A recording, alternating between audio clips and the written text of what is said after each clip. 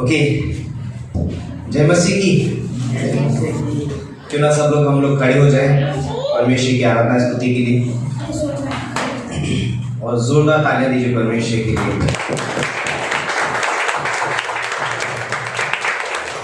परमेश्वर महान है और वो हमें यहाँ पर लेकर के आया कि हम उसके नाम को ऊंचा उठा सकें। और अब से 2000 साल पहले यीशु मसीह इस दुनिया में आए, और हम जानते हैं ये वो दिन चल रहे हैं जब यीशु मसीह आने वाले समय में क्रूस पर चढ़ाया जाने वाला है ना। और वो बहुत दुख उठाने वाला है। क्यों दुख उठाने वाला है? एक मनुष्य जाति को बचाने के लिए। तो क्यों ना हम ऐसे परमेश्वर की आराधना स्तुति करें जो हमसे बहुत प्रेम करता है और जिसने अपने आप को हमारे लिए दे दिया है। तो आराधना स्तुति शुरू करने से पहले हम प्रार्थना में जाएंगे।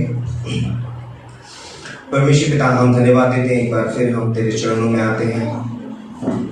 यस गॉड, तू बहुत ही महान है पिता परमेश्वर। तेरा प्रेम सर्वोपरि है पिता परमेश्वर, उसकी कोई सीमा नहीं है पिता परमेश्वर। उसे किसी वस्तु से नापा या तोला नहीं जा सकता पिता परमेश्वर।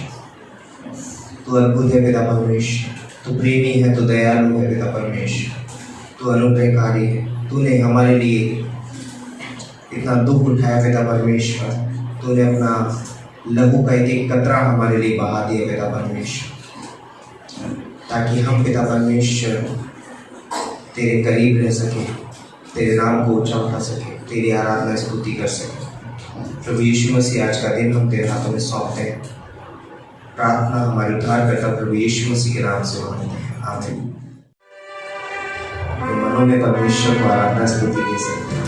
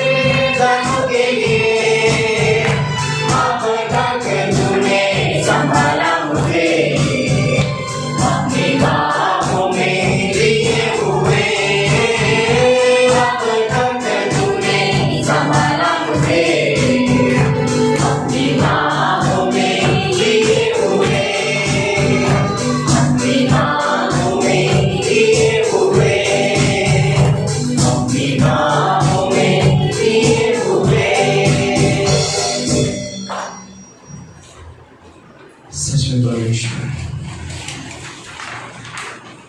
तूने हमें अपने आप की बुद्धि के समान रखा है परमेश्वर। तू हमसे प्रेम कर रहा है, तू दयालु भी है परमेश्वर। चाहे हमारी परेशानियां आंधी के समान क्यों ना है परमेश्वर, परंतु तू हमारा केवल हार है परमेश्वर। कोई भी ऐसा शस्त्र नहीं है जो हमारे ऊपर सफल हो सकेगा परमेश्वर। धन्यवाद करते, धन्यवाद। इसके गीत को गाएंगे, आखिरी नरसिंह का होता जाने वाला है।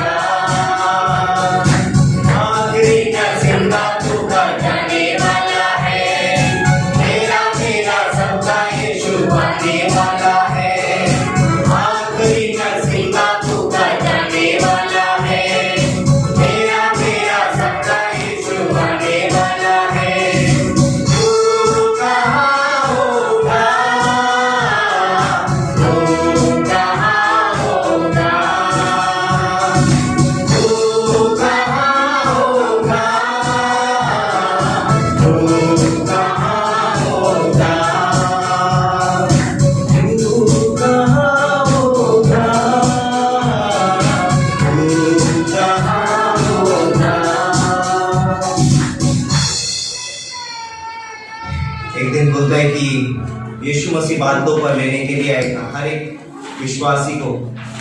और यहाँ पर मानो एक विश्वासी एक अपने भाई से या अपने पड़ोसी से बोलता है कि उस समय तू कहाँ होगा। तो जरूरी है कि हम संसार में जाएं और लोगों को सुसमाचार सुनाएं ताकि वो भी एक दिन हमारे साथ में रहे, क्योंकि यीशु मसीह जल्द ही बातों पर हमको लेने के लिए आ रहा है। तो हम इस गीत को गाएंगे, तेरी आराधना करो।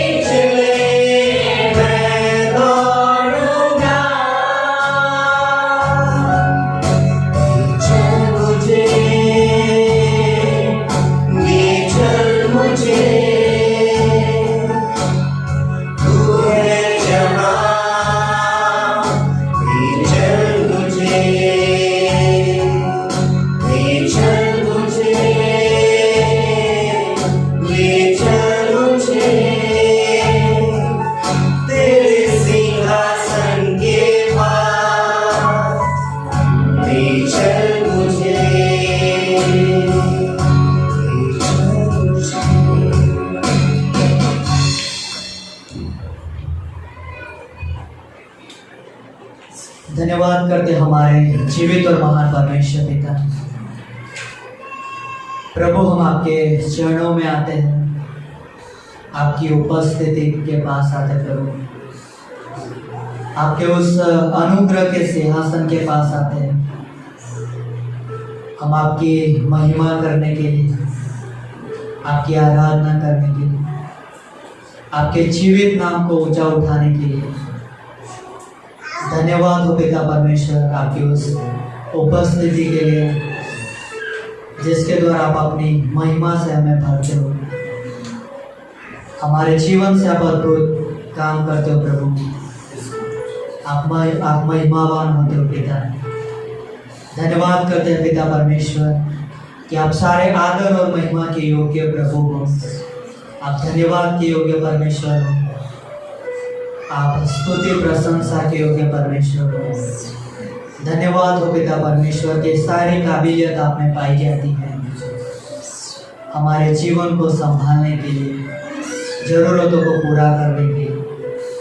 धन्यवाद करते हैं इस कलीसिया के लिए, इस देह के जीवन के लिए प्रभु, कि उसमें आपकी उपस्थिति वास करती है, आपका वचन बना रहता है प्रभु। धन्यवाद हो पिता परमेश्वर आपके दिए हुए अगुए पासवान चरवाहों के लिए, जिस कलीसिया की रखवाली करता है। धन्यवाद करते हैं महान परमेश्वर का। धन्यवाद हो पिता परमेश्वर। आज की सभा को हम आपके हाथों में सौंपते हैं प्रभु। होने देना, हर एक समय आप आशीषित करना। जो भी प्रार्थना होगी, वचन होगा पिता परमेश्वर, सारी बातों में आपका अभिषेक, आपकी महिमा। धन्यवाद करते प्रभु। ये प्रार्थना यीशु मसीह के नाम से मांगते हैं।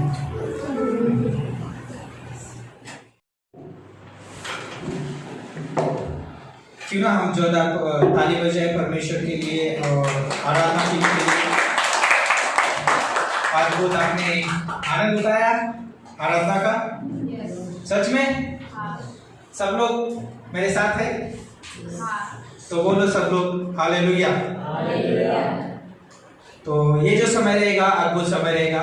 ओके, और कुछ समय हम अनाउंसमेंट करेंगे यहाँ पे कि क्या होने वाला है इस कलीसिया के द्वारा, क्या कार्य है उसके बारे में। उससे पहले हम स्वागत करना चाहेंगे यहाँ पर। तो आप सभी का स्वागत है इस ग्रेटर के छालत कलीसिया में, और जो भी हमें YouTube के द्वारा देख रहे हैं आपका भी स्वागत है इस कलीसिया में। और खास करके हमारे बीच में पहली बार भाई मितेश और उनका परिवार हमारे बीच में है, तो क्यों ना उनके लिए हम ताली बजाए और धन्यवाद दे आने के लिए। और आपका स्वागत है ग्रेटर के छालत कलीसिया में। और काना भाई भी हमारे बीच में है उनके परिवार के साथ, तो उनका भी ताली बजाएंगे, हम स्वागत करते हैं। और फिर से एक बार सभी का स्वागत है। ओके, तो ये जो समय रहेगा, जैसे अद्भुत समय रहेगा आज का, हम रविवार की सभा में हैं और हम जानते हैं कि रविवार की सभा हमारे यहाँ पे 5 बजे होती है। और धन्यवाद देते हैं सभी के लिए कि आप विश्वास के साथ आते हैं परमेश्वर का वचन सुनने के लिए, परमेश्वर की आराधना करने के लिए। और खास करके आज का भी समय बहुत अद्भुत रहने वाला है। जब अनाउंसमेंट खत्म होगा उसके बाद में दान के विषय में संदेश होगा, उसके बाद में एक परिचय का संदेश होगा और मेन संदेश होगा। तो क्या आप तैयार है तीनों संदेश सुनने के लिए? वाह, बहुत अच्छा है ना। तो ये हम रविवार की सभा में है और अद्भुत सभा है। तो उसी तरह से मंगलवार के दिन अपने इस कलीसिया के द्वारा कुछ बाइबल स्टडी है कुछ जगह पे और अद्भुत रीति से चल रहे हैं। और रेली परमेश्वर उस जगह पे जागृति लेके आ रहा है, परमेश्वर वचन में मजबूत कर रहा है। तो आप उसके लिए भी प्रार्थना कर सकते हैं मंगलवार की बाइबल स्टडीज के लिए। और बुधवार की सभा फिर से यहाँ पर होती है। आप जानते हैं जैसे आज हम रविवार की सभा में हैं, वैसे ही बुधवार की भी सभा होती है जिसे हम बिल्विक सभा कहते हैं। तो आपका स्वागत है, उस सभा में भी आप आ सकते हैं बुधवार की शाम को 5 बजे भी, और अद्भुत समय रहेगा। और जैसे गुरुवार, शुक्रवार, शनिवार ये तीनों दिन बाइबल कॉलेज चल रहा है और अद्भुत क्लासेस चल रहे हैं। रेली आप उसके लिए भी प्रार्थना करें। जो भी स्टूडेंट आ रहे हैं, सीख रहे, वो सिर्फ सीखे ही ना, लेकिन परमेश्वर की सेवा के लिए आगे भी बढ़े, है ना। और वो बाइबल कॉलेज उनके लिए 100 गुना फायदेमंद हो, इसके लिए आप प्रार्थना भी कर सकते हैं। और जैसे शनिवार के दिन हम सुसमाचार बांटने के लिए जाते हैं। क्या आप कोई भी लोगों से प्रेम करते हैं? सच में क्योंकि आपने ये ग्रेटर डे झालुद कलीसिया रेली अपना ग्रेटर डे कलीसिया खोए हुए लोगों से प्रेम करती है, क्योंकि खुद परमेश्वर जो है खोए हुए लोगों से प्रेम करता है। इसलिए यीशु मसीह जगत में आया खोए हुए को ढूंढने और उनका उद्धार करने के लिए, है ना। और अपनी कलीसिया वही दर्शन लेके चलती है। तो बहुत अद्भुत समय रहने वाला है शनिवार की शाम 5 बजे से लेके 6:30 7 बजे तक। जितना आपको आउटरीच करना आप कर सकते हैं, पूरे हफ्ते में भी आप कर सकते हैं, लेकिन वो हम समय रखा है 5 से लेके 6 बजे के बीच में। तो आप हमारे साथ जुड़ सकते हैं। और उसके बाद में हम फैमिली विजिट में मिलने वाले हैं, और फैमिली विजिट में भी अद्भुत समय रहने वाला है। उस फैमिली विजिट में भी अद्भुत संदेश रहेगा और अद्भुत प्रोत्साहित वाला संदेश रहेगा। तो आप उसमें भी आ सकते हैं और रियली आप अपने आप को प्रोत्साहित भी कर सकते हैं। तो खास अनाउंसमेंट करने वाला, ओके, ये शनिवार के दिन फैमिली विजिट रहेगा और फिर उसके बाद में आप रविवार को फिर मिलने वाले हैं। लेकिन खास अनाउंसमेंट ये है, आने वाले दिनों में अगले महीने में, ओके, 2 तारीख को गुड फ्राइडे। क्या आप सब लोग जानते हैं उसको? गुड फ्राइडे क्या है? उत्तम शुक्रवार बोलते हैं उसको, है ना। यीशु मसीह उस दिन मारा गया था, ओके, वो जानते हैं आप सब लोग। और उस दिन गुड फ्राइडे के दिन अद्भुत यहाँ पे सभा होगा और उसमें एक अद्भुत परमेश्वर यीशु मसीह की यहाँ पे फिल्म दिखाई जाएगी और रियली बहुत अद्भुत रहेगा। हम चाहते हैं कि आप सभी लोग आइए। और उसके बाद में हम रुकने वाले नहीं हैं, उसके बाद में हम आउटरीच करने के लिए जाने वाले, ओके। तो हम चाहते हैं कि आप उस सभा में आइए और हमारे साथ यीशु मसीह का सुसमाचार बांटने में सहायता करें। तो याद रखिए 2 तारीख को गुड फ्राइडे है और अद्भुत सभा रहने वाली है। और उसके बाद में फिर हम मिलने वाले हैं रविवार के दिन, और रविवार के दिन जो है ईस्टर संडे है, ओके, यीशु मसीह जी उठा है वो संडे है। तो हम चाहते हैं कि आप उसमें भी आइए और रेडी अद्भुत सभा रहेगा वो भी। और खास करके प्रार्थना कर सकते हैं अपने कलीसिया को 2 साल पूरे होने वाले। कितने साल? 2 साल पूरे होने वाले हैं, दूसरा एनिवर्सरी आ रहा है। तो आप उसके लिए भी प्रार्थना करिए और अद्भुत समय रहेगा उस दिन भी, है ना। तो हम अपने कलीसिया का दूसरा बर्थडे, है ना, सेलिब्रेशन करेंगे। तो क्या आप लोग तैयार हैं? सच में? तो ये सारी इस चीजों के लिए, सारी एक्टिविटीज के लिए हम प्रार्थना करें। परमेश्वर हम धन्यवाद देते हैं, आपके नाम को ऊंचा उठाते प्रभु। सच में प्रभु यीशु मसीह जो भी इस कलीसिया के द्वारा, आपके देह के द्वारा जो भी कार्य होता है प्रभु, सिर्फ आपकी महिमा के लिए है।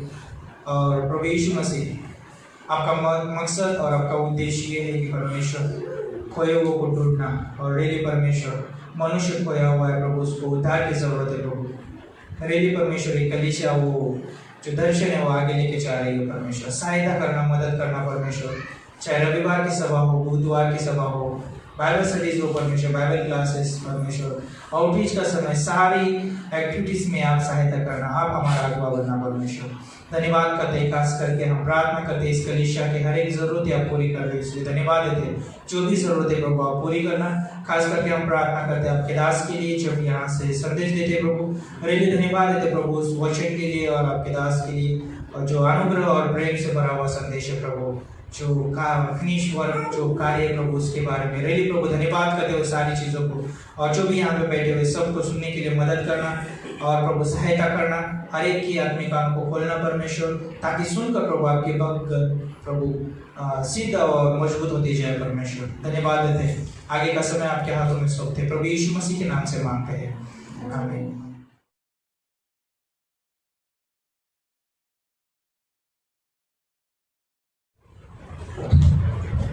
सबका धन्यवाद।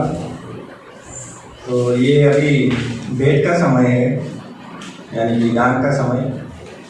तो उस पे वचन पे हम थोड़ा सा मनन करेंगे और आप मेरे साथ निकाल सकते हो भजन संहिता उसका 68वां अध्याय 68 और उसकी 19वीं पंक्ति। भजन संहिता 68 68 और 19वीं पंक्ति।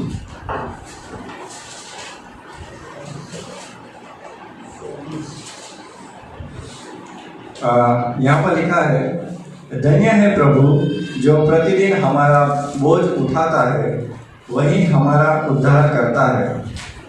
यहाँ पर हम इस पंक्ति का पहला जो भाग है उस पर ध्यान देंगे कि धन्य है प्रभु जो प्रतिदिन हमारा बोझ उठाता है। यहाँ पर जो लेखक है वो परमेश्वर को धन्यवाद कहता है। जो हमने पहला शब्द पढ़ा, धन्य है प्रभु, यानी लेखक इस पंक्ति की शुरुआत ही धन्यवाद से करता है। तो क्योंकि परमेश्वर प्रतिदिन हमारा बोझ उठाता है। बोझ मतलब कि हम सोच सकते हैं बोझ यानी कि हमारे दिमाग से सोचेंगे तो सिर पे कुछ रखा होगा, लेकिन इसका मतलब जो हम ध्यान से सोचेंगे तो जैसे एक माता पिता अपने बच्चों का बोझ उठाती है, मतलब कि अपने बच्चों की चिंता करता है, बच्चों की ख्याल रखता है, बच्चों की जो जिम्मेदारी होती है वो पूरी करता है, तो वो ऐसा बोझ जो प्रतिदिन परमेश्वर उठाता है।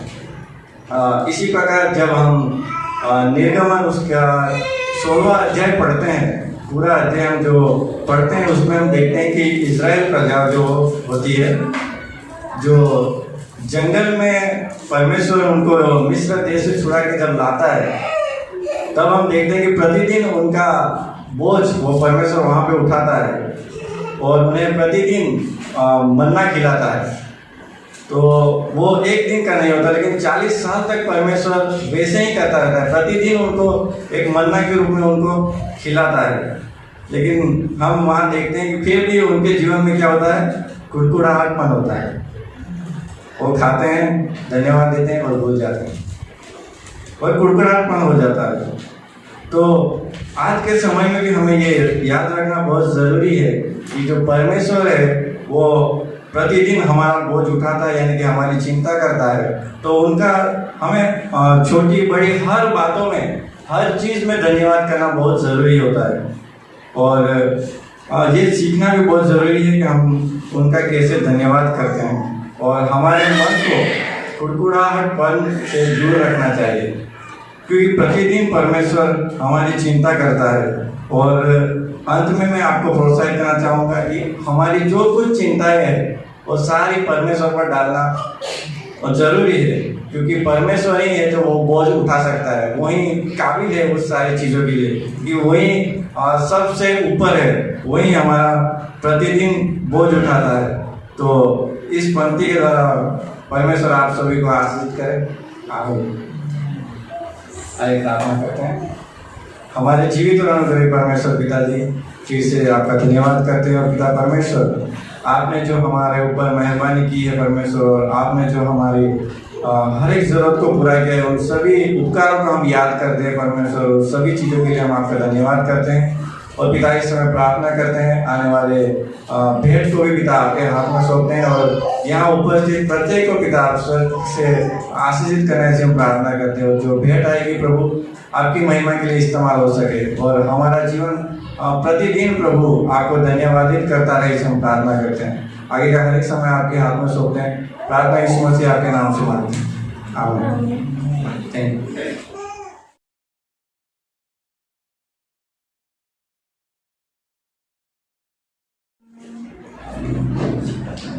प्रकाशित वाक्य उसका 3रा अध्याय और उसके 11वीं पंक्ति। प्रकाशित वाक्य उसका 3रा अध्याय और उसकी 11वीं पंक्ति। तो यहाँ पर इस प्रकार से लिखा है, मैं शीघ्र आने वाला हूँ। कौन आने वाले हैं? प्रभु यीशु मसीह। तो यहाँ पर लिखा है कि मैं शीघ्र आने वाला हूँ, जो कुछ तेरे पास है उसे थामे रख, कि कोई तेरा मुकुट छीन न ले। सोचो, मतलब कितनी अद्भुत प्रतिज्ञा है, कितना अद्भुत, मतलब कि परमेश्वर की ओर से परमेश्वर के लोगों के लिए परमेश्वर का वायदा है, जिनसे वो प्रेम करता है, जिनकी वो परवाह करता है, चिंता करता है। परमेश्वर ने उनसे वायदा किया है और परमेश्वर कहता है कि देखो मैं शीघ्र, मतलब कि तुरंत, जल्दी मैं आने वाला हूँ। सोचो कि जक्कई ने जब यीशु मसीह के बारे में सुना तो उसके दिल के अंदर, उसके हृदय के अंदर एक चाह जागी कि मुझे यीशु मसीह को देखना है, आखिर वो कैसा है। और उसने देखा और उसका जीवन एकदम धन्य हो गया, आशीषित हो गया। हम पौलुस के बारे में भी देखते हैं कि पौलुस ने भी यीशु मसीह को जानने के लिए अपनी सारी चीज़ों को उसने पूरा समझ लिया। किसको जानने के लिए? मसीह को जानने के लिए। और उसने अपने दिल में भी एक चाह रखी कि मुझे मसीह को देखना है कि आखिर वो कैसा है, जो हमसे प्रेम करता है, हमारे बोझ को, हमारे भार को उठाता है, हमारे लिए उसने अपना जान दिया, बलिदान हुआ, मुर्दों में से जी उठा है, वो हमसे बहुत प्रेम करता है। पौलुस सोचता है कि मुझे उनको देखना है। और सोचो कि मतलब कि पौलुस अपने जीवन में मतलब कि उसके लिए, प्रभु यीशु मसीह के लिए अपने जीवन का वो मकसद बना देता है कि जीना मसीह और मरना लाभ है। मतलब मैं जब तक जिंदा हूं तब तक मसीह के लिए जीऊंगा, लेकिन जब मैं मरूंगा तो मुझे एक खुशी है, आनंद है कि मैं अपने परमेश्वर, अपने उद्धारकर्ता को देखूंगा। मतलब एक देखने की चाह है। और हम देखते हैं शिष्य कि जब यीशु मसीह इस धरती पर थे, तो जब वो क्रूस पर जाने की बात कर रहे थे, तो शिष्य अपने हृदय में व्याकुल हो जाते थे कि अब हमारे पास से मसीह चला जाएगा, जो कि हमसे प्रेम करता है, हमारी चिंता करता है, हमारे लिए वो खड़ा रहता है, हमारी जरूरत के समय में वो हमें समझता है, अच्छे से हमें प्रोत्साहन देता है, शांति देता है। अब वो हमारे पास नहीं रहेगा और शिष्य व्याकुल हो जाते हैं। लेकिन यीशु मसीह क्या कहते हैं कि तुम्हारे हृदय को व्याकुल होने मत दो। जैसे तुम परमेश्वर पर विश्वास रखते हो, वैसे ही तुम मेरे पर भी विश्वास रखो, भरोसा रखो, क्योंकि मैं तुम्हारे लिए जगह तैयार करने जाता हूँ और फिर मैं तुम्हें लेने के लिए वापस आने वाला हूँ। सोचो कि परमेश्वर का वायदा परमेश्वर ने अपने लोगों के लिए दिया है कि परमेश्वर प्रभु यीशु मसीह हमें वापस लेने के लिए आने वाला है। और ये बातें हमारे लिए प्रोत्साहन और एक शांति भरी बातें हैं, जो हमारे जीवन को में, हमारे हृदय में एक हर्ष, आनंद लेके आते हैं, उसकी महिमा के लिए, उसकी सेवा के लिए। तो प्रभु यीशु मसीह वापस आने वाला है, लेकिन वायदों के साथ उन्होंने एक हमें चेतावनी भी दी है। वायदों के साथ उन्होंने एक हमें प्रकाशन भी दिया है। क्या दिया है? कि जो कुछ तेरे पास है उसे थामे रहो। क्या हमारे पास है? बुराई, पाप, कड़वाहट, जलन, ईर्ष्या, क्या उसको हमें पकड़ के रखना है? हमारे पास जो कुछ भी है वो हमें थामे रहना है। हमारे पास हो सकता है अलग अलग सेवकाएं हो, अलग अलग जिम्मेदारियां हो, परमेश्वर ने हमें दिया है। तो हो सकता है कि कोई पासवान है, कोई मिशनरी है, कोई भी काम क्यों ना हो, हम जॉब करते हैं, चाहे डॉक्टर का काम हो, लेकिन फिर भी परमेश्वर की महिमा के लिए है। चाहे वो वकील का भी कार्य क्यों ना हो, लेकिन उसके द्वारा भी परमेश्वर की महिमा होती है। मतलब हमारे पास जो कुछ भी है उसे हमें मतलब पकड़ के रखना है। हो सकता है कि स्थान में हमारे पास मतलब कि परमेश्वर की आराधना करने का समय था, हमने परमेश्वर की आराधना की, परमेश्वर की महिमा करने का, वो सारी चीज़ों को हमें थामे रहना है। परमेश्वर के वचन को, उसके वायदों को हमें पकड़ के रखना है। और इसलिए हमें याद रखना है कि परमेश्वर की प्रतिज्ञा है हमारे पास कि जो कुछ भी हमारे पास है उसको हमें थामे रहना है। थामे रहने का मतलब क्या है? रोक के रखना है किसी चीज को, या तो पकड़ के रखना है, छूटने नहीं देना है, उसको भागने नहीं देना है? क्यों थामे रहना है? क्यों उसको संभाल के रखना है? क्योंकि यूहन्ना 10:10 क्या कहते हैं? चोर चोरी करने, घात, हत्या, नाश करने के लिए आता है। तो शैतान चोर है और हम जानते हैं कि शैतान चोर है, और हम जानते हैं कि संसार भी उसके द्वारा मतलब नियंत्रण है। और उसकी वजह से मतलब कि संसार, हमारे पास पुराना स्वभाव है, तो कभी शैतान नहीं इच्छता, हम संसार नहीं इच्छेगा, नहीं पुराना स्वभाव इच्छता कि हम परमेश्वर ने हमें जो दिया उसको थामे रहे, उसकी आराधना करें, उसकी सेवा करें, उसकी महिमा करें। शैतान कभी भी नहीं इच्छेगा। और इसलिए हमें याद रखना है कि परमेश्वर ने हमें जो दिया है उसको हमें थामे रहना है। तो जैसे बाइबल में बहुत सारे उदाहरण हैं, थामे रहने के लिए हमें दृढ़ निश्चय करना पड़ेगा कि नहीं, मुझे परमेश्वर के साथ समय बिताना है, मतलब बिताना ही, हमें ठान लेना पड़ेगा। और ये सारी चीज़ें हमें कैसे मतलब हमारी सहायता होगी? कौन हमारी सहायता करेगा? पवित्र आत्मा, क्योंकि यीशु मसीह ने हमें एक सहायक दिया है, मददगार, जो हमें मदद करेगा, जो हमारे पास है, जो वरदान है, जो सेवकाई के लिए, उन सारी बातों में थामे रहने के लिए, पकड़ने के लिए वो हमारी सहायता करेगा। और इसलिए हमें पवित्र आत्मा की भरपूरी में, उसकी अगुवाई में हमें अपने जीवन को बिताना है, ताकि जो कुछ भी हमारे पास है उससे हम भटके नहीं, लेकिन उससे हम पकड़ कर उसके अंदर हम अपने जीवन को बिताए। तो हम देखते हैं बाइबल के अंदर रुत के बारे में कि रुत ने अपने जीवन में निर्णय लिया, उसने थामा, नाओमी के साथ मैं जाऊंगी मतलब जाऊंगी। उसका हम देख लेते हैं एक बार उसके बारे में, उस रुत की किताब उसका पहला अध्याय।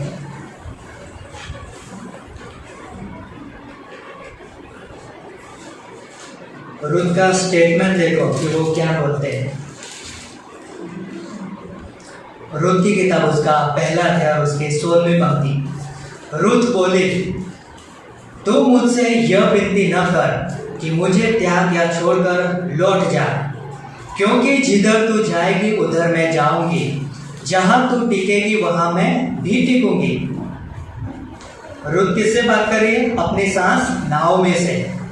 तेरे लोग मेरे लोग होंगे और तेरा परमेश्वर मेरा परमेश्वर होगा। जहां तू मरेगी वहां मैं भी मरूंगी और वही मुझे मिट्टी दी जाएगी। यदि मृत्यु को छोड़ और किसी कारण मैं तुझसे अलग हो तो यहोवा मुझसे वैसा ही वरन उससे भी अधिक करे। जब उसने यह देखा कि वो मेरे संग चलने को स्थिर है, तब उसने उसे और कुछ न कहा। मतलब कुछ चीजों को हमें पकड़ के रखने के लिए मतलब एक ठान लेना पड़ेगा कि मुझे ये करना है, मतलब करना है। और बाइबल में बहुत सारे हम उदाहरण देते हैं, जैसे कि पतरस 70 चेले यीशु मसीह को छोड़ के चले गए, लेकिन पतरस ने कहा कि हे प्रभु हम जाए तो कहाँ जाए, क्योंकि अनंत जीवन की जो बातें हो आपके पास है। और पतरस ने यीशु मसीह को अपने उद्धारकर्ता के रूप में, परमेश्वर के पुत्र के रूप में उसको ग्रहण किया और वहाँ पे उनका अनंत भाग्य तय हो गया कि वो परमेश्वर के लिए अब स्वर्ग जाएगा, परमेश्वर के साथ, यीशु मसीह के साथ, जहाँ पे मसीह रहता है। तो और हम देखते हैं कि वो मतलब कि याकूब के बारे में भी हम देखते हैं कि याकूब ने भी परमेश्वर से लड़ाई की कि जब तक तुम मुझे आशीष नहीं देगा तब तक मैं तुम्हें छोड़ने वाला नहीं। और परमेश्वर ने बोला कि तेरा नाम क्या है? उसने बोला मेरा नाम याकूब है। बोला आज से तेरा नाम इज़राइल कहा जाएगा। और हम जानते हैं कि इज़राइल के द्वारा आज हम देखते हैं कि लोग आशीषित होते हैं, परमेश्वर का वादा है। और हम देखते हैं कि और इसलिए हमें मतलब याद रखना है कि मत्ती 7:7 में भी लिखा है कि मांगो तो तुम्हें मिलेगा और ढूंढोगे तो तुम पाओगे और खटखटाओगे तो तुम्हारे लिए खोला जाएगा। तो हमें मतलब कि कुछ चीज़ें पकड़ रखने के लिए हमें परमेश्वर से मांगना होगा जब तक हमें न मिले, ढूंढना होगा जब तक हम उसको पा न ले, और खटखटाना होगा जब तक कि खुल ना जाए। तो इसलिए हमें याद रखना है। तो कुछ चीज़ें हैं जो हमें पकड़ के रखना है, उसको थाम के रखना है। तो परमेश्वर को हमें थाम के रखना है, उसके साथ एक घनिष्ठ, एक गाढ़ संबंध में बढ़ने के लिए, उसके साथ एक नजदीकी संबंध में जीने के लिए हमें परमेश्वर को पकड़ के रखना पड़ेगा, उसको थामे रखना पड़ेगा। हर सुबह हमें परमेश्वर से मिलने के लिए उठना पड़ेगा, परमेश्वर के साथ समय बिताना पड़ेगा, ताकि हम आत्मिक जीवन में बढ़ते जाएं। परमेश्वर ने हमारे लिए जो उपाय रखा है, प्रबंध रखा है, सारी चीज़ों को हम पाए। हमें सामर्थ्य की जरूरत है तो हम परमेश्वर से पा सकते हैं। तो इसलिए हमें परमेश्वर को पकड़ के रखना पड़ेगा और हमें परमेश्वर के वचन को पकड़ के रखना पड़ेगा, वचन को हमें थामे रखना पड़ेगा। क्योंकि मत्ती 4:4 में क्या लिखा है कि मनुष्य केवल रोटी से नहीं परंतु परमेश्वर के मुख से निकले हुए प्रत्येक वचन से वो जीवित रहेगा। तो हमारा जो जीवन है वो परमेश्वर के वचन के ऊपर निर्भर है। तो परमेश्वर के वचन को हमें अपने जीवन का आधार बनाना है और इसलिए हमें प्रथम स्थान वचन को देना है और इसलिए हमें वचन को पकड़ के रखना है। और क्या हम पकड़ सकते हैं?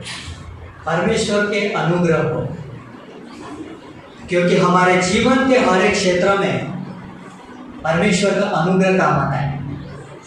वो हमारे निराशाओं से भी बढ़कर है, वो हमारी बीमारियों से, हमारी चिंताओं से, हमारी समस्याओं से भी बढ़कर है। कौन? परमेश्वर का अनुग्रह।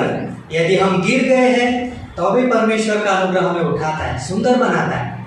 इसलिए हमें परमेश्वर के अनुग्रह को पकड़ के रखना है। यदि हम किसी चीज का इंतजार कर रहे हैं तो भी परमेश्वर का अनुग्रह ही हमें सामर्थ देता है, बल देता है।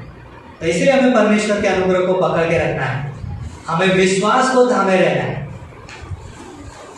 क्योंकि हम इस संसार में हैं और इस संसार में जीने के लिए हमें विश्वास की जरूरत है।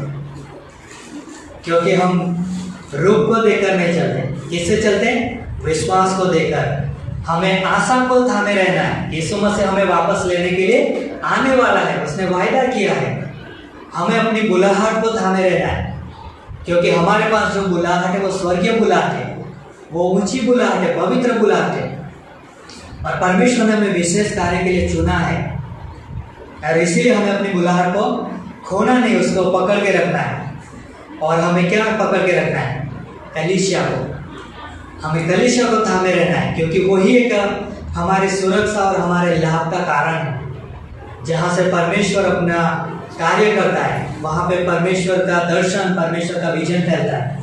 वहाँ से परमेश्वर की सेवा के लिए हम अपना हाथ बटा सकते हैं। कलीसिया एक स्थान है जहाँ से हम प्रोत्साहन पाते हैं, तो इसलिए हमें कलीसिया कभी छोड़ना नहीं चाहिए, उसको हमें थामे रहना है, पकड़ के रखना है। तो ये सारी चीज़ें थी जिसको हमें थामे रहना है। और हम जानते हैं कि हमें थामे रहने के लिए हमें किसकी आवश्यकता होती है? पवित्र आत्मा। वही हमारी सहायता करेगा, वही हमारी मदद करेगा। तो इसीलिए हमें पवित्र आत्मा की अगुवाई में अपने जीवन को जीना है। और परमेश्वर का वादा है कि परमेश्वर का वादा है कि देखो मैं शीघ्र आने वाला हूँ, और जो कुछ भी तुम्हारे पास है उसे थामे रहो। तो परमेश्वर हमें इनाम देगा, उसका वायदा है। और जो कुछ भी हम मसीह के लिए, उसकी सेवकाई के लिए हम छोटा सा भी कार्य करते हैं, तो उसके लिए परमेश्वर हमें अनंत इनाम देता है। तो इसीलिए हमें याद रखना है कि परमेश्वर हमारे साथ है, और वो हमसे प्रेम करता है, वो हमारी चिंता करता है, और इसलिए वो हमें वापस लेने के लिए आने वाले हैं। और इसलिए हमारे पास जो कुछ भी है उसे हम थामे रहें, और उसके द्वारा हम परमेश्वर की महिमा करें। आमीन। प्रार्थना करते हैं। धन्यवाद हो हमारे जीवित और महान परमेश्वर पिता, आपके वचन वायदों के लिए, जिसके द्वारा आप हमसे बातें करते हो, प्रोत्साहन देते हो, आने वाले राज्य के लिए, सेवा के लिए तैयार करते हो, और हमारा जीवन आपकी महिमा के लिए काम आता है। धन्यवाद देते हैं, आप हमारे साथ हो प्रभु, आप हमारी चिंता करते हो।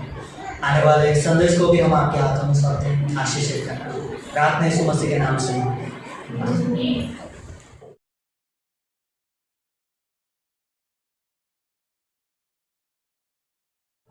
ओके, तो आइए हम आज का संदेश बांटने से पहले हम वचन में जाएंगे। गलातियों की पत्री, उसका पहला अध्याय और उसकी 15वीं और 16वीं पंक्ति।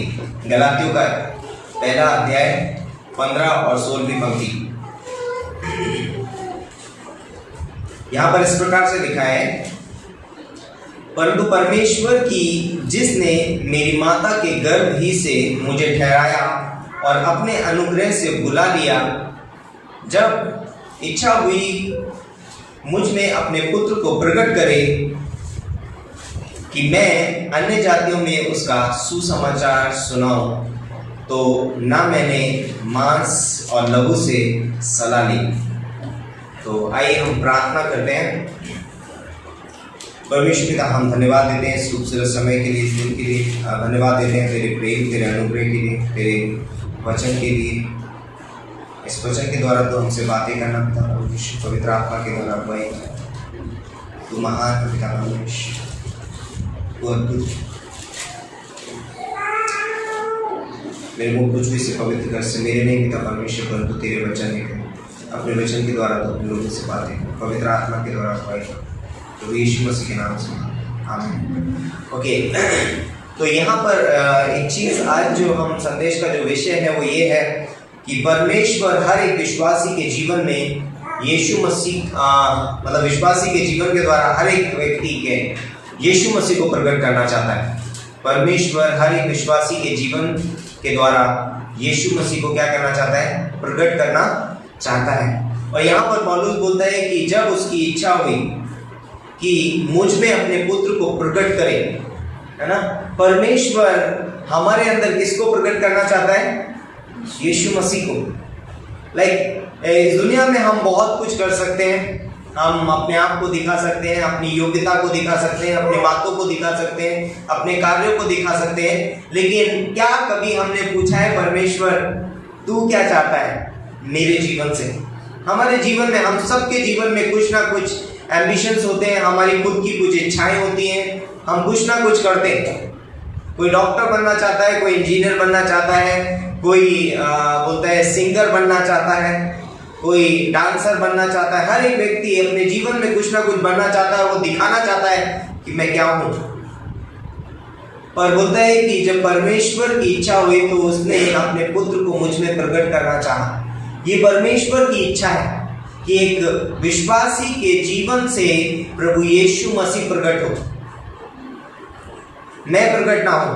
यीशु मसीह बोलता है कि परमेश्वर मुझे नहीं देखना चाहता मेरे जीवन से, क्योंकि गलातियों का 2:20 बोलता है कि मैं मसीह के साथ क्रूस पर चढ़ाया गया, मैं अब जीवित नहीं रहा। जीवित व्यक्ति बार बार उठ के अपने आप को दिखाता नहीं है कि मरा हुआ व्यक्ति अपने आप को उठ के दिखाता नहीं कि देखो मुझे, मैं यहाँ हूं। परंतु जो जीवित है उसको हम देखते हैं, वो हमें दिखाई देता है। और हमारे अंदर प्रभु यीशु मसीह क्या है? जीवित है। यीशु मसीह हमारे अंदर क्या है? आज जीवित है। अब मैं जो जीवित हूं तो मसीह यीशु में जीवित हूं और यीशु मसीह मुझ में जीवित है। और जीवित व्यक्ति को लोग देखना चाहते हैं, मरे हुए को नहीं। कितने लोग कब्र खोद के लोगों को देखना चाहते हैं? नहीं देखना चाहते। लेकिन अब जीवित व्यक्ति को हम देखना चाहते हैं, हाँ भाई कैसा है। उसी तरीके से आज एक विश्वासी के जीवन में हम हमारे लिए मर चुके हैं, हम संसार के लिए मर चुके हैं, हम अब यीशु मसीह के लिए जीवित हैं और यीशु मसीह मुझ में जीवित है। तो हमें अपने आप को नहीं दिखाना है, हमें बार बार, लेकिन हमारा पापी स्वभाव, पुराना पापी स्वभाव वो बोलता है, बार बार उठ के बाहर आता है, बोलते हैं हाँ जो हमारा पुराना पापी स्वभाव है वो हमारे अंदर है और उसमें से बहुत स्मेल आती है, क्योंकि वो मरा हुआ है, उसमें गंदी स्मेल आती है, बदबू आती है। और जब वो बाहर आता है तो लोगों को नाक और मुंह पे हाथ रखना पड़ता है ना। आज ये जो हम मास्क लगा के घूम रहे हैं, ये पुराने पापी स्वभाव की वजह से किसी ने शायद उसका गलत उपयोग किया होगा, किसी केमिकल को उसने वायरस बना दिया है, कुछ भी व्हाटएवर, बोलता है कि वो वायरस उसने फैला दिया। पापी स्वभाव है और उसकी वजह से हमको मास्क लगाना पड़ता है। लेकिन यीशु मसीह हमको छुटकारा देने के लिए आया और यीशु मसीह बोलता है कि परमेश्वर बोलता है कि यीशु मसीह को वो देखना चाहता है। और क्यों देखना चाहता है यीशु मसीह को? क्योंकि कुछ चीज़ें हैं यीशु मसीह के बारे में जो बहुत ही अद्भुत है। जब उत्पत्ति की किताब में परमेश्वर ने आदम को बनाया तो कैसा बनाया था? उत्पत्ति का 1:26 और 27 में लिखा है कि आओ हम मनुष्य को अपनी समानता और अपने स्वरूप में बनाए। परमेश्वर हमें उसी स्वरूप में देखना चाहता है और हम जानते हैं कि वो स्वरूप जो है वो आदम ने पाप करने के कारण वो स्वरूप क्या कर दिया? बिगाड़ दिया। और अब वो स्वरूप बिगड़ा हुआ है, अब वो स्वरूप अच्छा नहीं दिखता है। अब परमेश्वर उसको देखना नहीं चाहता है। कहने का अर्थ है वो पाप को परमेश्वर नहीं देखता है। परमेश्वर एक नया स्वरूप हमारे अंदर धारण करना चाहता है, जो स्वरूप जो है वो बहुत ही अद्भुत होगा। और इसीलिए बोलता है कि यीशु मसीह को परमेश्वर ने इस जगत में भेजा ताकि वो हमारे स्वरूप को सुधार सके। और हम जानते हैं कि अगर आप पढ़ेंगे फिलिपियों का 2 अध्याय उसकी 5वीं पंक्ति में लिखा है कि जैसे मसीह यीशु का स्वभाव है वैसा ही तुम्हारा भी स्वभाव हो। हमारा भी स्वभाव वैसा ही होना चाहिए जैसा कि यीशु मसीह का स्वभाव है। तो एक विश्वासी का, एक व्यक्ति का स्वरूप और स्वभाव परमेश्वर वैसा बनाना चाहता है जैसा वो स्वयं है। और परमेश्वर की ये चाहत है कि हम यीशु मसीह जैसे दिखाई दे। इसीलिए यीशु मसीह इस धरती पे आया और उसने हमारे लिए उस क्रूस पे लहू बहाया और उसने हमें उसके पुत्र के स्वरूप में क्या किया है? बनाया है। और बोलता है कि जब उसकी इच्छा हुई कि मुझ में अपने पुत्र को प्रकट करे, या उसकी इच्छा है कि हम में अपने पुत्र को प्रकट करे, और जब उसका पुत्र हमारे जीवन में प्रकट होता है तो क्या होता है? यहाँ पर उसने बोला अगली चीज कि मैं अन्य जातियों में उसका सुसमाचार प्रचार करूं। तो जब पुत्र प्रकट होता है तब वो व्यक्ति क्या करता है? उसका जीवन दूसरों के सामने गवाही बनता है अन्य जाति में, और लोग उद्धार में आते हैं। यदि मेरे जीवन से यीशु मसीह प्रकट नहीं हो रहा है तो मैं शायद लोगों के गिरने का कारण बन सकता हूँ, पर लोगों के उद्धार का कारण नहीं बनेगा मेरा जीवन। इसलिए विश्वासी को प्रभु यीशु मसीह का स्वरूप, उसका स्वभाव प्रकट करना जरूरी है। और बोलते हैं कि क्यों हमें आज यीशु मसीह का स्वभाव प्रकट करना है, क्योंकि यीशु मसीह जो है वो क्या है, सिद्ध है। यीशु मसीह कैसा है, सिद्ध है, उसमें किसी भी चीज की घटी नहीं है, कमी नहीं है। तो जब यीशु मसीह मेरे जीवन से दिखाई देगा वहां पर कोई घटी नहीं है। परमेश्वर बोलता है अब ये मैन, ये व्यक्ति क्या है, परफेक्ट है, ये स्त्री पुरुष अब कैसा है, सिद्ध है, क्योंकि मैं यीशु मसीह को इसमें देखता हूं। आज यीशु मसीह हमें दिखाई देता है, परमेश्वर यीशु मसीह के द्वारा हमको देखता है। और दूसरी चीज बोलता है कि पवित्र है यीशु मसीह। यीशु मसीह कैसा है, पवित्र है, उसमें कोई त्रुटि नहीं है, वो सिद्ध है, वो पवित्र है, उसके अंदर कोई भी अपवित्रता नहीं है। तीसरी चीज बोलता है कि वो पाप रहित है।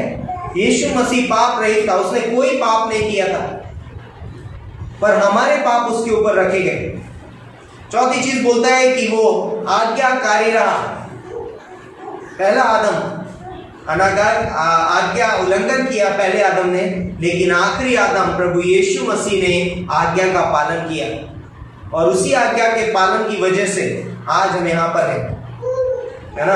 होता है जैसे एक आदम के, पहले आदम की आज्ञा ना मानने से पाप इस जगत में आया, उसी प्रकार से दूसरे आदम की आज्ञा मानने के कारण उद्धार, अनुग्रह इस जगत में आया, उद्धार इस जगत में आया। तो वो आज्ञाकारी रहा। बोलता है कि वो विश्वास योग्य है, यीशु मसीह विश्वास योग्य है, धोखा नहीं देगा यीशु मसीह कभी हमको। यीशु मसीह विश्वास योग्य परमेश्वर है। छठी चीज बोलता है कि परमेश्वर, बोलता है कि यीशु मसीह ने परमेश्वर की इच्छा पूरी की। यीशु मसीह अपनी इच्छा पूरी करने नहीं आया था। जब गत्सेमनी के बगीचे में यीशु मसीह प्रार्थना करता है कि हे पिता ये प्याला मुझसे टल जाए, लेकिन वहां पर वो बोलता है कि मेरी नहीं परंतु तेरी इच्छा पूरी हो, तेरी इच्छा पूरी हो। यीशु मसीह अपनी इच्छा पूरी करने नहीं आया था, यीशु मसीह परमेश्वर की इच्छा पूरी करने के लिए यहाँ पर आया था। और सातवां पॉइंट है कि वो महिमा से भरा हुआ था। आखिरी आदम कैसा है, महिमा से भरा हुआ था। और पुराना आदम क्या है, पुराना आदम एक पापी है, आज्ञा उल्लंघन करने वाला है। पुराना आदम जो हम बोल सकते हैं, हमारा जो पुराना पापी स्वभाव है जो हम हैं, वो क्या है, पापी है, मनुष्य पापी है, आज्ञा उल्लंघन करने वाला है, अविश्वास योग्य है, विश्वास योग्य नहीं है उसके अंदर, विश्वास योग्यता नहीं है उसके अंदर। बोलता है स्वयं की इच्छा पूरी करने वाला है। मनुष्य स्वयं की इच्छा पूरी करता है। पहला आदम अपनी इच्छा पूरी करने के लिए कहाँ गया, वो पेड़ का फल खाने के लिए, मेरी इच्छा हो रही थी कि मैं ये फल खाऊं, और उसने पाप कर दिया, अपनी इच्छा पूरी करने गया। दूसरे अगली चीज जो बोलता है कि वो अपवित्र है। आखिरी आदम कैसा है, अपवित्र है। और सातवीं चीज बोलता है कि उसके वो महिमा से रहित है। रोमियो का 3:23 बोलता है कि जो आखिरी आदम का, पहला आदम जो है वो महिमा से रहित है आदम, लेकिन यीशु मसीह महिमा से परिपूर्ण है। और हम जानते हैं उसकी महिमा मत्ती के 17वें अध्याय में हमको दिखाई देती। वो महिमा से भरा हुआ उस पर्वत पे दिखाई देता है अपने शिष्यों को। वो महिमावान परमेश्वर है। तो बोलता है कि पुराना आदम परमेश्वर को प्रसन्न नहीं कर सकता। यदि मैं अपने पुराने आदम में जी रहा हूँ, यदि मैं अपने पुराने मनुष्य तत्व में जी रहा हूँ, मैं परमेश्वर को प्रसन्न नहीं कर सकता, क्योंकि परमेश्वर को किसने प्रसन्न किया है, यीशु मसीह ने। मत्ती का 3 अध्याय और उसकी आई थिंक सो 18वीं पंक्ति में, 17वीं और 18वीं पंक्ति में लिखा है कि ये मेरा प्रिय पुत्र है जिससे मैं अत्यधिक प्रसन्न हूँ। यीशु मसीह ने परमेश्वर को प्रसन्न किया। आदम ने परमेश्वर को प्रसन्न नहीं किया। आदम ने परमेश्वर की आज्ञा का उल्लंघन किया, लेकिन यीशु मसीह ने परमेश्वर को क्या किया, प्रसन्न किया। और बोलता है कि यीशु मसीह के बोलता है कि समय में हमेशा वो बोलता है कि कहाँ दिखाई देता था आपको, यीशु मसीह हमेशा पापियों के साथ, चुंगी लेने वालों के साथ में। और फरीसी लोग क्या कहते थे, अरे ये तो पापियों के साथ उठता है, बैठता है, खाता है, पीता है। कभी आपके हम भी कभी बीमार पड़े, कभी आपके बच्चे बीमार पड़े, और कभी आप कैसा व्यवहार करते हैं उनके साथ, है ना, कैसा व्यवहार करते हैं हम उनके साथ। क्यों बीमार पड़ गया, कहाँ से लगी तेरे बच्चों, क्यों मारा, तो ऐसा नहीं करते हम। हमें बहुत दुख होता है जब हमारे बच्चे बीमार पड़ते हैं, और हम क्या करते हैं, उस समय पे हम उनसे ज्यादा प्यार करते हैं, उस समय पे हम उनको गले लगाते हैं, उस समय पे हम उनको दवाई दिलाने की कोशिश करते हैं, हम डॉक्टर के पास लेके जाते हैं, हम सोचते हैं कि मेरा बच्चा जल्दी से ठीक हो जाए। और जब यीशु मसीह इस दुनिया में था तो वो हमेशा बोलता है कि कभी वो पापी के घर में, कभी जक्कई के घर में, तो कहीं मत्ती के घर में। क्यों? क्योंकि वो लोग बीमार थे। और परमेश्वर बोलता है, फरीसियों को जवाब देता है कि वैद्य की जरूरत भले चंगों को नहीं है परंतु बीमारों को। और यीशु मसीह हमारे लिए वैद्य बना। यीशु मसीह ने बोलता है कि उसने हमारे पाप की बीमारी को हमसे दूर किया। और जब उसने मनुष्य को देखा कि मनुष्य पाप में है तो उसने उस पर न्याय नहीं, परमेश्वर ने मनुष्य के पुत्र को जगत में इसलिए नहीं भेजा कि वो जगत पे दंड की आज्ञा दे, परंतु परमेश्वर ने अपने पुत्र को जगत में इसलिए भेजा कि जगत उसके द्वारा उद्धार पाए। यूहन्ना का 3:16-17। परमेश्वर हमसे प्यार करता है। परमेश्वर हमारे ऊपर एकदम न्यायी बन के नहीं आया। परमेश्वर जब हमें देखा उसने कि हम पाप में गिर रहे हैं तो वो अपनी बाहें फैलाए हुए हमारे पास आ गए। और हम जानते हैं यीशु मसीह ने क्रूस पे क्या किया। यीशु मसीह बोलता है कि यीशु मसीह से किसी ने पूछा तो मुझे कितना प्यार करते हो, तो उसने क्या किया, अपनी दोनों बाहें फैलाई और कहा कि मैं इतना प्यार करता हूं कि मैं तेरे लिए अपनी जान दे सकता हूं। और यीशु मसीह ने हमारे लिए उस क्रूस पे अपनी जान दी। क्यों? क्योंकि वो हमसे प्यार करता है, इसलिए वो हमारे जीवन में अपने आप को देखना चाहता है। तो मैंने तुम्हारे लिए जान दी। यीशु मसीह हमारे जीवन में प्रकट होना चाहता है। परमेश्वर चाहता है कि यीशु मसीह उसका पुत्र हमारे जीवन में प्रकट हो। और कुछ चीजें जो विश्वासी जीवन में होना जरूरी है, लाइक एक विश्वासी का जीवन, एक प्रार्थना का जीवन होना जरूरी है। एक विश्वासी का जीवन कैसा जीवन होना चाहिए? प्रार्थना का जीवन। क्यों प्रार्थना का जीवन होना चाहिए?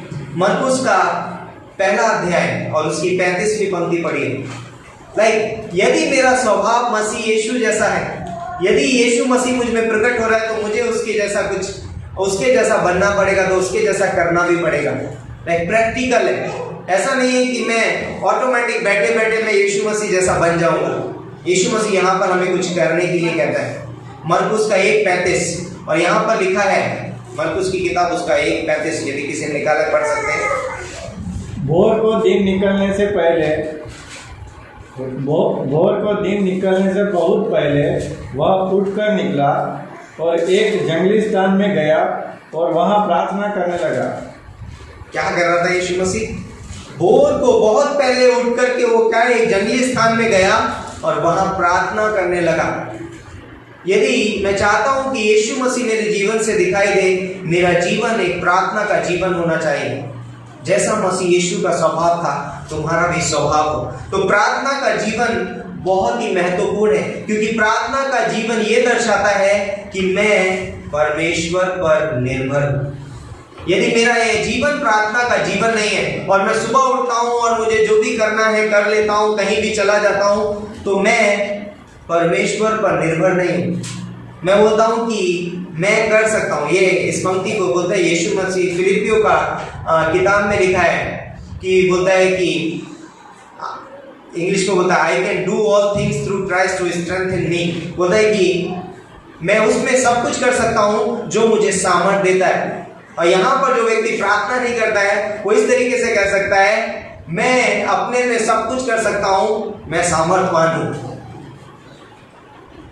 यस, प्रार्थना मुझे बताती है कि मैं यीशु मसीह पर, परमेश्वर पे क्या हूं, मैं 100% निर्भर हूं। और लूका का अगर 4:42 भी देखेंगे तो यीशु मसीह अगले एक दूसरे स्थान में भी प्रार्थना करने के लिए गया। तो प्रार्थना मुझे क्या करती है? सामर्थ्यवान बनाती है। तो प्रार्थना मुझे क्या करती है? सामर्थ्यवान बनाती है, सामर्थ्य प्रदान करती है। जो भी होता है कि मेरे हर एक क्षेत्र में, जीवन के हर एक क्षेत्र में मुझे प्रार्थना करना जरूरी, परमेश्वर पर निर्भर रहना जरूरी है। किसी भी क्षेत्र में, यदि मैं किसी भी क्षेत्र में मुझे उस क्षेत्र के लिए प्रार्थना करना बहुत ही ज़रूरी है। बोलते कि प्रार्थना मुझे परमेश्वर में आगे बढ़ने में मदद करती है। मैं प्रार्थना कर सकता हूँ, परमेश्वर मैं तेरे पीछे चलना चाहता हूँ, मैं तुझ में बढ़ना चाहता हूँ। प्रार्थना क्या करती है? मुझे परमेश्वर में आगे बढ़ने में क्या करती है? मदद करती है। बाइबल में हम देखते हैं बहुत सारे लोग हैं जिनका जीवन प्रार्थना का जीवन था और परमेश्वर ने उनको बहुत कठिन कठिन परिस्थितियों से बाहर निकाला। दानियल के बारे में हम जानते हैं, वो दिन में 3 बार प्रार्थना करता था और जब वो शेरों की मान में था, परमेश्वर ने उसको सुरक्षित बाहर निकाला। और बोलते हैं कि वो शेर जो थे वो भूखे थे, ऐसे नहीं थे कि वो खा पी के लेटे, उनको कोई चिंता नहीं, वो तो भूखे शेर थे। लेकिन परमेश्वर ने उन शेरों के मुंह को बंद कर दिया। लाइक इस दुनिया में हमारे जीवन में कई बार परिस्थितियां ऐसी होंगी कि लाइक मुझे लगेगा कि शेर जैसा मुंह फाड़े हुए खड़ी हो और अभी मुझे निकल जाएगी, लेकिन जब मैं परमेश्वर से प्रार्थना करता हूँ, परमेश्वर उस परीक्षा का, उस परिस्थिति का मुंह बंद कर देता है और मुझे उस स्थान में क्या रखता है? सुरक्षित। और बोलते हैं कि वो शेर दानियल का पिलो बने, तकिया बन गए। परमेश्वर उन परिस्थिति को, उन कठिन समस्याओं को मेरा तकिया बना देगा, क्योंकि ये तेरा आराम करने का स्थान है, डरने का स्थान नहीं, ये प्रार्थना है। तो प्रार्थना होना बहुत जरूरी। हम जानते हैं कि यीशु मसीह प्रार्थना करने वाला था। जब वो बड़े क्रूज से गुजरने वाला था, उसने गतसमनी के बगीचे में 3 बार प्रार्थना किया। उसने जब चेलों को चुना तो वो बड़े पूरी रात प्रार्थना किया। अलग अलग स्थानों में जाकर के यीशु मसीह प्रार्थना करता था। यीशु मसीह जब अपने शिष्यों से कहता है कि आओ हम उस पार चले, और खुद प्रार्थना करने जाता है और रात के 3रे पहर में वो उनके पास आता है, पानी पर चल के प्रार्थना कर रहा था और वो पानी पे चल के दूसरी हो जाता है। परमेश्वर बहुत महान है। प्रार्थना हमारे जीवन का एक मुख्य केंद्र है, जिसके द्वारा हम परमेश्वर को क्या कर सकते हैं? प्रसन्न कर सकते हैं, जिसके द्वारा हम परमेश्वर को और गहराई से जान सकते हैं।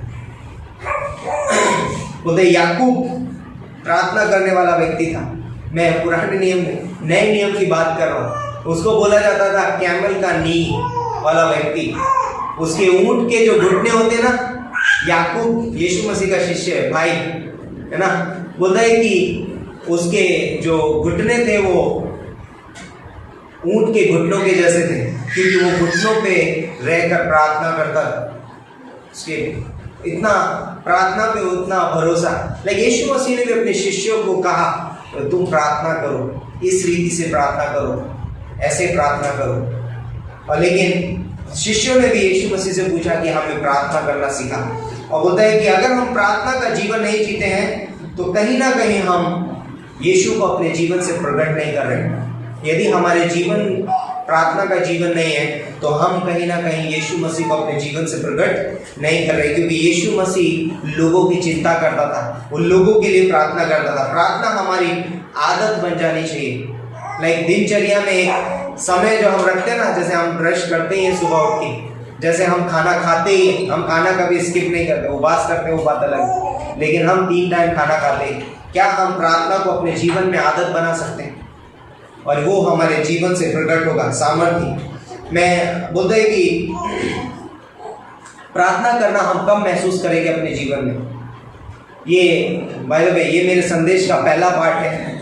अगला पार्ट हम अगले रविवार को शेयर करेंगे, क्योंकि बहुत सारी चीज़ें जो एक विश्वासी जीवन में होनी चाहिए जो यीशु मसीह को प्रकट करती हैं। और ये पहला पार्ट रहेगा और अगले पार्ट में हम आगे बढ़ेंगे। तो बोलता है कि प्रार्थना हम अपने जीवन में कब महसूस करते हैं कि हमें प्रार्थना करनी चाहिए? कब? जब हम परमेश्वर का मन रखते हैं। यदि मैं परमेश्वर का मन नहीं है मेरे पास में, मैं परमेश्वर के साथ नहीं सोच रहा हूं, मैं प्रार्थना नहीं करूंगा। परमेश्वर के साथ सोचते हैं। जब हम परमेश्वर के साथ सोचते हैं, परमेश्वर क्या सोचता है? जब वो भीड़ की तरफ देखता है तो उन पे तरस खाता है। वो अपने शिष्यों के लिए प्रार्थना करता है, वो अपने लोगों के लिए प्रार्थना करता है। पवित्र आत्मा आज हमारे लिए आने भर भर के प्रार्थना करती है। यीशु मसीह आज स्वर्ग में विश्वासियों के लिए प्रार्थना कर रहा है। इवन खोए हुए लोगों के लिए भी यीशु मसीह प्रार्थना करता है। तो यदि हम यीशु मसीह के साथ नहीं सोच रहे, हम परमेश्वर के साथ नहीं सोच रहे, हम प्रार्थना नहीं करेंगे। हमें महसूस ही नहीं होगा कि हमें प्रार्थना करनी चाहिए। हमें कब महसूस होगा? जब हम परमेश्वर के साथ सोचेंगे। और वो हमें कहाँ से मिलता है? परमेश्वर के वचन से। जब हम परमेश्वर के वचन पे मनन करते हैं, परमेश्वर के वचन को पढ़ते हैं, हम महसूस करते हैं कि यस, मुझे प्रार्थना करना जरूरी है। बोलता है कि क्यों मुझे प्रार्थना करनी चाहिए? क्योंकि ये परमेश्वर की इच्छा है और परमेश्वर की आज्ञा भी। प्रार्थना करो एक दूसरे, पौलुस भी बोलता है कि एक दूसरे के लिए प्रार्थना करो, निरंतर प्रार्थना में लगे रहो, जागते रहो। यीशु मसीह गतसमनी के बगीचे में अपने शिष्यों को बोलता है, जागते रहो और प्रार्थना में लगे रहो, जिससे तुम परीक्षा में ना पड़ो। तो प्रार्थना हमें करनी है क्योंकि परमेश्वर की इच्छा है और परमेश्वर को भाता है, परमेश्वर की आज्ञा भी है। किसके लिए मैं प्रार्थना करूं? किसके लिए मैं प्रार्थना करूं? किसके लिए करना चाहिए मुझे प्रार्थना? उनके लिए जिनसे मैं प्यार करता हूं या जो मुझे अच्छा लगते हैं, उनके लिए प्रार्थना करूं, या मैं सिर्फ मेरे लिए प्रार्थना करूं, या मेरी ज़रूरतों के लिए प्रार्थना करूं? किसके लिए मुझे प्रार्थना करनी चाहिए? स्वयं के लिए भी करूं ताकि परमेश्वर में बढ़ सकूं, है ना? हम स्वार्थी प्रार्थना नहीं करते कि परमेश्वर मुझे ये दे दे, परमेश्वर मुझे वो दे दे। हम प्रार्थना करते हैं ताकि मैं परमेश्वर में बढ़ सकूं, परमेश्वर मुझे बुद्धि और ज्ञान दे, है ना? सुलेमान ने प्रार्थना किया कि परमेश्वर मुझे बुद्धि दो। हम बुद्धि के लिए परमेश्वर से प्रार्थना कर सकते हैं और अपने उन दोस्तों के लिए, अपने रिलेटिव्स के लिए, अपने बोलते हैं कि खोए हुए लोगों के लिए हमें प्रार्थना करना चाहिए। कौन है? कोई भी हो सकता है, शायद मेरी फैमिली के मेंबर्स हो सकते हैं। मुझे उनके लिए प्रार्थना करनी है कि परमेश्वर वो एक दिन स्वर्ग में मेरे साथ दिखाई दे। दूसरी चीज़ जो एक विश्वासी के जीवन में होना चाहिए और जो उसे परमेश्वर यीशु मसीह को प्रकट करने में मदद करती है, वो है विश्वास का जीवन। एक विश्वासी को विश्वास का जीवन जीना बहुत ही ज़रूरी है। यदि मैं विश्वास का जीवन नहीं जी रहा हूँ, मैं परमेश्वर को प्रसन्न नहीं कर पाऊंगा। एक विश्वासी को विश्वास का जीवन जीना जरूरी है क्योंकि इब्रानियों का 11:6 में लिखा है कि विश्वास बिना परमेश्वर को प्रसन्न करना अनहोना है। विश्वास क्या है? इब्रानियों का 11:1 बोलता है कि अविश्वास आशा की वस्तुओं का निश्चय और अनदेखी वस्तुओं का क्या है? प्रमाण है। विश्वास। हम क्यों विश्वास कर पाते हैं? क्यों हम विश्वास कर पाते हैं? हम जानते हैं हम इंसान हैं और हम कई बार अपने जीवन में जब तक कोई चीज़ को हम पुख्ता ना कर लें, हमें बहुत मुश्किल होता है ट्रस्ट करना। भजन संहिता 103 का 19 पढ़िए, वहाँ पर परमेश्वर के बारे में कुछ लिखा है कि परमेश्वर कैसा है। भजन संहिता 103 का 19। वैसे तो पूरी बाइबल ही भरी हुई, फिर भी यहोवा ने तो अपना सिंहासन स्वर्ग में स्थिर किया है और उसका राज्य पूरी सृष्टि पर है। यस, मैं परमेश्वर पे क्यों विश्वास करता हूँ? क्योंकि उसने अपना सिंहासन स्वर्ग में लगाया और सारी सृष्टि पर उसका राज्य है। जब उसका सारी सृष्टि पे राज्य है तो वो मुझे सब कुछ क्यों नहीं देगा? मुझे भटकने की जरूरत नहीं है। मुझे मालूम है परमेश्वर के अधिकार में सब कुछ है। यस, प्रार्थना यदि विश्वास से ना की जाए तो व्यर्थ है। इसलिए हर एक चीज में विश्वास होना बहुत जरूरी है। रोमियो का 10:17 बोलता है कि विश्वास सुनने से और सुनना मसीह के वचन से होता है।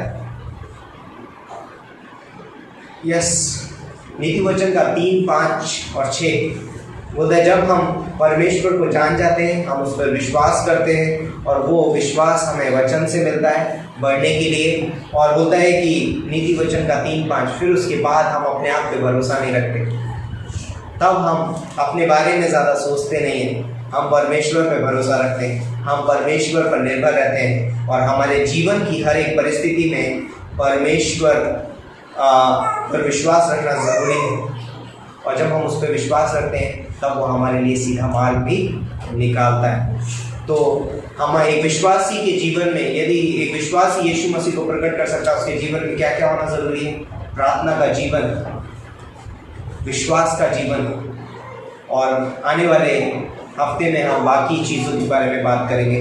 कुछ 7 चीज़ें हैं जिसके बारे में हम देखेंगे। आगे हम 5 चीज़ों के बारे में बात करेंगे। तो आज हम इस संदेश को यहीं पे रोकते हैं, अगला भाग अगले हफ्ते देखेंगे। ओके, यीशु मसीह के नाम से मांगते हैं। परमेश्वर पिता, हम धन्यवाद देते हैं इस खूबसूरत समय के लिए, इस दिन के लिए धन्यवाद देते हैं, तेरे प्रेम, तेरे अनुग्रह के लिए, तेरी दया के लिए। तू अद्भुत है पिता परमेश्वर, तू दयालु है, तू प्रेमी है। प्रभु यीशु मसीह, हम तेरे नाम को ऊंचा बढ़ाते हैं, तेरी महिमा, तेरी स्तुति करते हैं। इस वचन के द्वारा तो हमसे बातें करना कि हम तुझे अपने जीवन से प्रकट कर सकें, हम तुझे लोगों के साथ बांट सकें, ऐसी हम प्रार्थना करते हैं। धन्यवाद देते हैं, सारा आदर में तुझे देते हैं। आगे का समय तेरा हाथ में सौंपते हैं, प्रभु यीशु मसीह के नाम से आमीन। गीत गाएंगे, आराधना हो आराधना, खुदावंद यीशु की आराधना।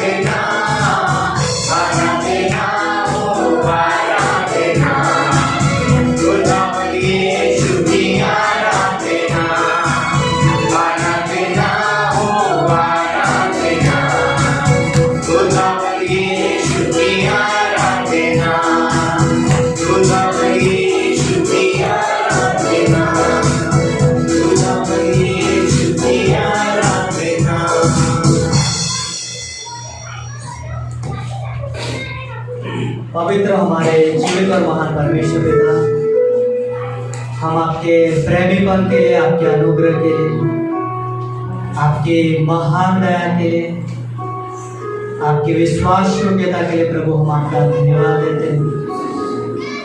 धन्यवाद करते हैं पिता परमेश्वर कि आपने चाहा कि आप हमारे जीवन से प्रकट हो, और ये आपके हृदय की इच्छा है प्रभु। हाँ पिता परमेश्वर, इसलिए आप अपने बेटे को हमारे बदले में उस क्रूज पर कुर्बान कर दिया। वो हमारे पाप के लिए बलिदान हो गए, मारे गए, गाड़े गए, और तीसरे दिन मृत्यु में से जी उठे।